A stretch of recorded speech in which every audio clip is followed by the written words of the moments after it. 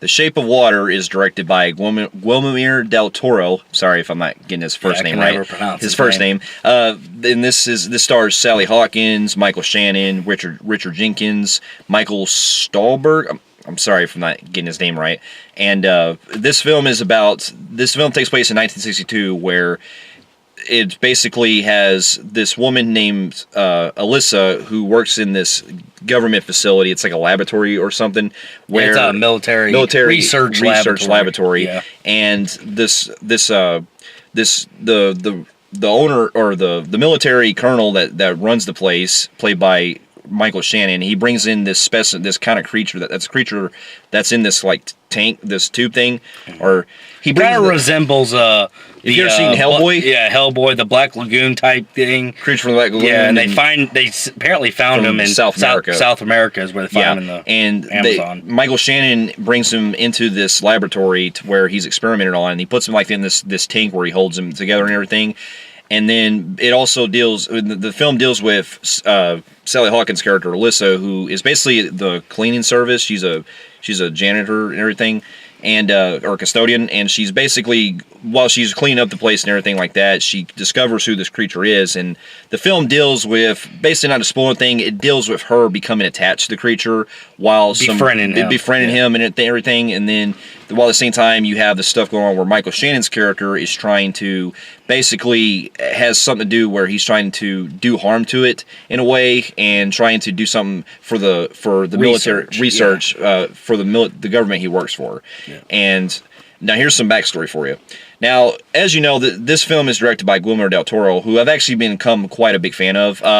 It wasn't until around the 2000s that I finally grew a chat. Well, because he started out with doing other films, this first one being Mimic from the 90s, which I really enjoyed. Yeah. And then he became a household name to a lot of fans back in the early 2000s when he started doing movies like Hellboy, Pan's Labyrinth, Hellboy 2, Pacific Rim, things like that. And I've actually gone attached a lot of his movies because he seems to be kind of like Peter Jackson, to where he likes to make films very visually compelling, where he likes to make a lot of creature features, basically. Yeah. But he also, I missed this one. He did Crimson Peak. Crimson Peak, yeah. That one with the Crimson Peak, it kind of, he has like this thing where he likes to do creature features, like he said, but also he's getting into more adding romance to it. Yeah. Because I hear that happens in Crimson Peak. Yeah, it does. I don't know. I haven't seen it. Well, he's a director that likes to, stick to a lot of old school practical effects and stuff. He likes to design, go into depth with a lot of visual effects with a lot of his films, and basically create a world where monsters exist, so to speak. Yeah. So that's pretty much what a majority of his films are like. Yeah. And with this movie, it got me really excited because, I wasn't excited like I was with some of the other films, but it got me curious because I did like the idea of them taking kind of a creature that looks similar to the creature from the Black Lagoon and kind of doing something where it kind of reminds me like Beauty and the Beast, or like some of those other films where the beast is the creature is supposed to be someone that's just he's likable. He doesn't want you feel bad for him because he's being harmed, and he just wants to try to fit in the outside world. Yeah, because he was stolen from his land and then brought to be researched on and stuff. But what got me in the trailer was I was really attached to the visually stunning it had with it in the trailer, so it really got me really interested, because it kind of reminded me of a film we had earlier this year with the visuals, Cure for Wellness. Cure for Wellness, yeah, because I thought the movie was going to take place in a mental institution from the look of it, but it just had a similar cinematography look to it, which I really liked. And so you can already tell, we actually had to wait a while before this film came out to theaters, because this film actually was released worldwide about December or so, but it never came to us until recently, so we finally got a chance to watch it. Our town's having a lot of issues, so if we're late on certain films versus a lot of other reviewers that have, are able to watch it in open night, we apologize for that. We can't really help it where we live at. They're really getting shitty on choosing movies. Yeah. And if it's a huge blockbuster like Transformers and stuff, fuck yeah, our theater will get those. But when it comes to this, keep in mind we got 3 three theaters to choose from, so we don't know what's the excuse is why we ain't getting some of these movies. Yeah, but I'm glad I finally got a chance to watch it, because I can honestly say this isn't yet another film that will make my top 10 best films of the year. Same here. I absolutely adored this movie. Yeah, this film was really good. I enjoyed a lot of stuff. We'll get to our pros now. Yeah, because start with my pros, I can always say all the performances are top notch in this. Yes, Sally Hawkins, I'm actually starting to now. This is like one of the. I think I've seen some other things, but this is the movie that I think really shows her as an actress, and I think that her playing a mute woman who basically uses a lot of sign language and stuff, she really captures that so well, and she definitely deserved an Oscar nomination. Yes, everybody's really good in this film. Michael Shannon, Richard Jenkins. We'll get to why we like them, but everybody's performance was like really, really great in this film. Like you said, that girl, Sally Hawkins. Yeah, I enjoyed her. And you know what? There's a Octavia Spencer. Octavia Spencer. We're seeing her in a lot of films, and she was in a lot of films I liked this year, like Gifted. There was a film that wasn't much my taste, but it wasn't too bad. It's called The Shack.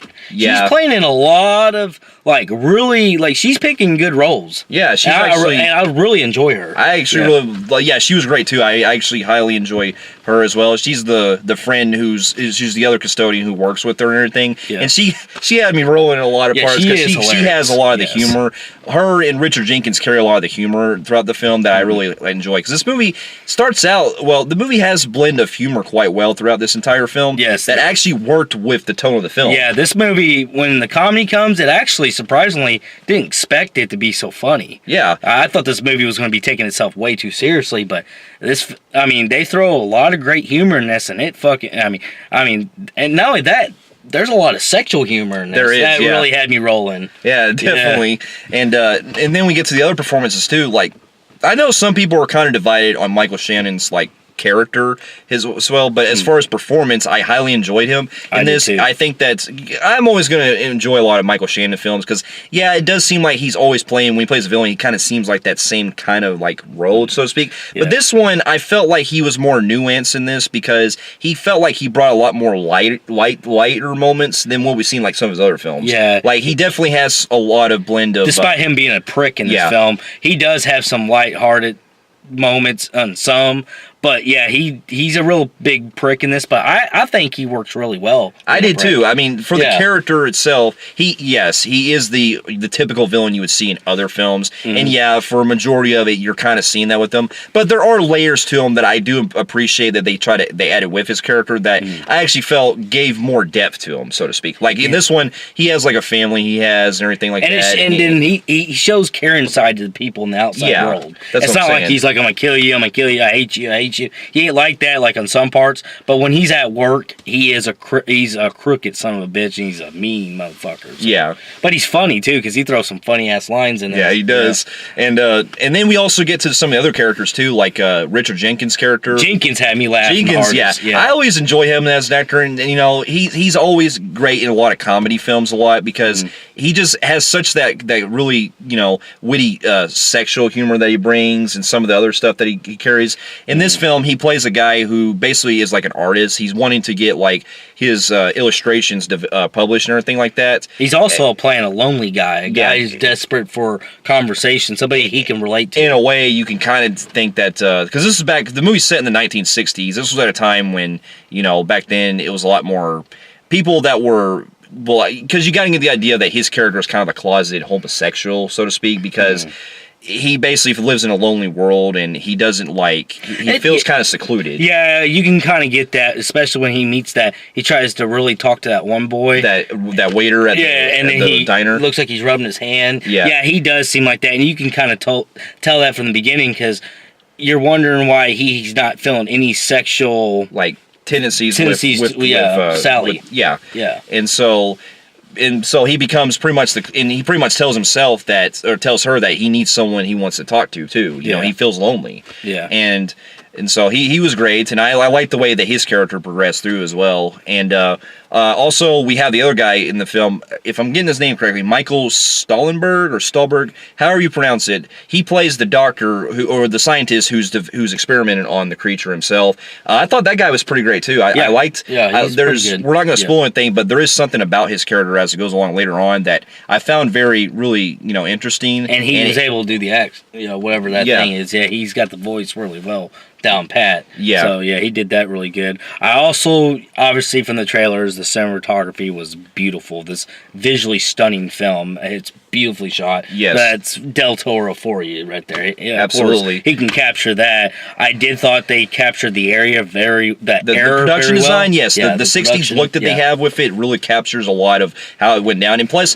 what I also appreciate too was, I know this might be kind of divisive with some people. I actually got into some of the political commentary they were going with the film because I thought it blended well with how they were going along with the story. Yes, I did like that too. I also liked how some of the score worked with the film. Yeah, like you're hearing like French music playing, classical music playing along that era, things like that. And also, the creature looked pretty good. Yeah, I actually, and that's another thing too. Doug Jones, who plays the creature in this film, great actor. He likes to work on a lot of films with Del Toro where he puts in a lot of makeup on his character, and he really pulls it off with a lot of the body language and everything, especially when you see like his eyes and stuff, the way he's reacting to things. Look like the dude from Hellboy. Yeah, if anything, if this somehow becomes like a prequel to that movie, that would be really surprising. Yeah, because it looks kind of like them in that, because they're both kind of like fish creatures. And this movie is a little set tone weird on some of it.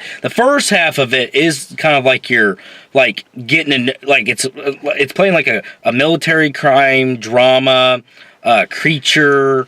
And it's pretty brutal in the first half, which the brutality was great. Yeah, I didn't expect it to be that fucking brutal. It does get some blood and gruesome stuff in this movie that I found quite like disturbing at times. There's even something that happens near the end that I'm like, whoa. Yeah. So that being said, that first half, the second half has a totally different look to it, where it's kind of more of a Beauty and the Beast story, a romance. Yeah, or basically because that's not given away. Because if you look at the posters, you kind of see they're gonna gain some kind of love. For each other. It's also the equivalent of like some other films. Like, okay, remember The Wolfman from 2010? Yeah. You also had that other one that came out. What's it called? Well, those type of stories where you feel they grow attached to that, or like King Kong, where you had Naomi Watts' character attached. Well, to Kong, basically. It makes you feel unease because they're getting a little too bestiality. That was more of a friendship thing, though. That was more as she just felt close to him. Yeah, this does do something, and I'm not going to spoil, but there's romance going on with her and this creature, and it does something you don't really see, and it kind of makes you kind of uneasy, but at the same time, you can actually understand the whole thing with it, because they don't exploit it, is what I'm trying to say. Yeah, I actually found it very cute. Strange. It was adorable. It was actually warming to me. Yeah, it was. Because when it starts out, she's trying to teach him how to do things like try to eat and stuff, and I think it works a lot better with this type of story too, because this is the first time I've ever seen a creature like attached to, befriend somebody who's mute. I've never seen that before in a film. I guess you could see kind of a connection that they both feel like outsiders. Yeah, that's what I'm saying. Which is why Richard, the Jenkins character, his character was like want to be a part of with that creature too, because he's lonely. Yeah. So it's like a three-way loneliness. I love the theme they have surrounding that, and plus there's also a backstory. Well, there's a detail about Alyssa, the main woman, who you find out like later on why. I think it's at the beginning of herself when she grew up and stuff, and it also comes to play later on in the film. Yeah. So I enjoy that. Now, if I got into some other things that, as far as like con wise, honestly, there's not really things I can really pick apart necessarily. I guess you could say the tone, even though it's not a big problem. I guess it does, like, it goes from brutality, creature feature, this creature's not trusting people, and you got Michael Shannon doing brutal shit to people, to totally romance. Yeah. Yeah, so it kind of like threw me off from seeing the trailers, thinking it was going to really take place majority in that setting. Yeah. It just becomes totally different. It's almost like two kind of different films. Not a together, big but it's not problem. really big Yeah. for me though. Another thing too is we could have maybe added some more layers, so to speak, to our main character, like kind of find out more about her, so to speak. Well, here's the thing. I do have one little comment we forgot to discuss. We don't know really why this thing is. Yeah, we just the know way it is. The way it is. There's really not really a lot of backstory. We just know that he came from South America, but we don't really know like what's his purpose, so to speak. Yeah. Other than the fact why has he got what he's got? I don't want to say what kind of powers or anything he possesses. Now, because that actually I was very surprised. I was like, oh wow, that is very fascinating. So you get what he can do. It's just that we don't understand what he is exactly, like where he comes from. Yeah. So, but I guess that's the whole point of a lot of movies like this. The movies that are trying to be, I don't want to say artsy, but I'm saying have a lot more realms in kind of the art form. Some mysteries are left unanswered. Yeah. So I think that's probably what the approach they were going for. Yeah. But still, it's a great film overall. Great film. I recommend it. Especially if you enjoy a lot of other Guillermo del Toro's films, you'll definitely enjoy this one. Yeah. With that being said, I'm going to give the film a 9.5 out of 10. Yeah, I'm going to go just a little step under him. I'm going to go 9 out of 10. Fair enough. Well, for those of you who have also checked out Shape of Water, let us know in the comments below of what you thought about it. And if you like what you see here, you can feel free to like and subscribe to our channel and check out some of our other reviews here on YouTube and on our website at filmfreaks.com. And we'll be seeing you in our next review. We'll see you later. See ya.